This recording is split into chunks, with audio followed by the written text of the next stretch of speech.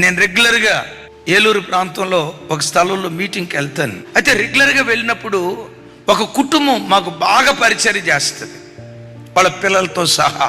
అయితే ఆ సంవత్సరం మీటింగ్కి వెళ్తే రెగ్యులర్గా పరిచయం చేసే బాబు 2వ రోజు కనపడలా, 3వ రోజు కనపడలా. నేను పాస్టర్ గారిని అడిగాను, అయ్యా బాబు కనపడట్లేదు ఏంటి పరిచర్యకి రావట్లేదు అన్నా. పాస్టర్ గారు తలదించి ఏమన్నాడు తెలుసా? వాడు చర్చికి వచ్చి 4 నెలలు అవుతుంది అయ్యా, చర్చికి రావట్లా. అయ్యో, చిన్నప్పటి నుంచి సండే స్కూల్లో పెరిగి యవ్వన కాలంలో బాప్తిస్మం తీసుకొని మందిరంలో మంచి పరిచారకుడిగా బ్రతికిన బిడ్డ ఎందుకు మందిరానికి రావట్లా అడిగారా?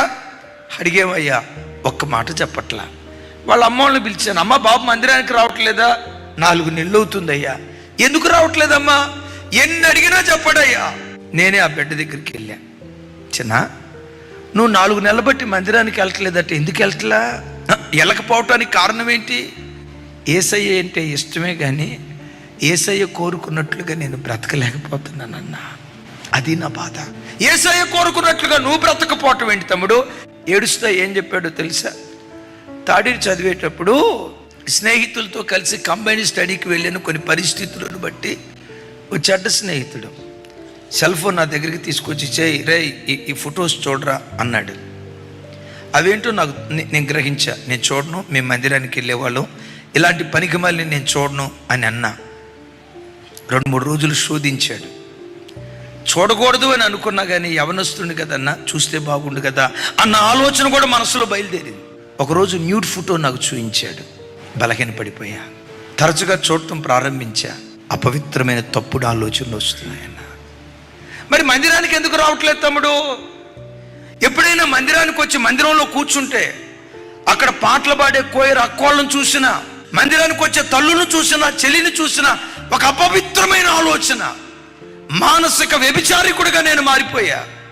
అన్నా, మందిరానికి వచ్చి పాపం మూటగట్టుకునే కంటే అసలు మందిరానికి రాకుండా ఉంటే బాగుంటుంది కదా.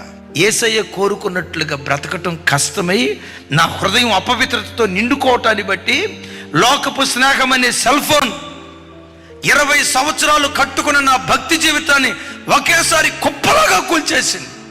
తమ్ముడు, చెల్లి, నా వైపు చూడు.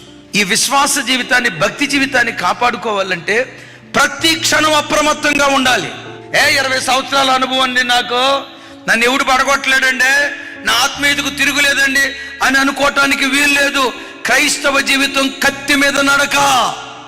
భక్తి జీవితాన్ని కాపాడుకోవటానికి ఒకనాటి ప్రయాసం కాదు, సంవత్సరం ప్రయాసం కాదు, 10 సంవత్సరాల ప్రయాసం కాదు, జీవితకాల ప్రయాసం అవసరం.